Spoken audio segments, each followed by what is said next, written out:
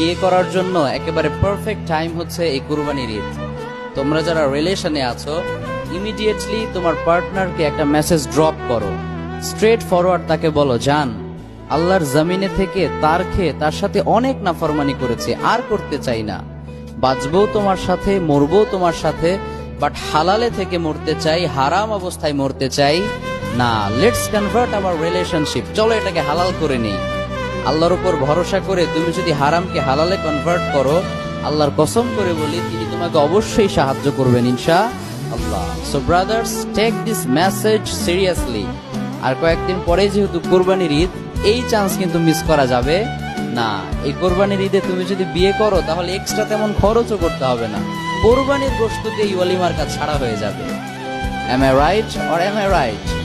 So this is the perfect time to convert. আল্লাহ এই single ভাই বোনদেরকে তুমি এই ঈদে কাপল বানিয়ে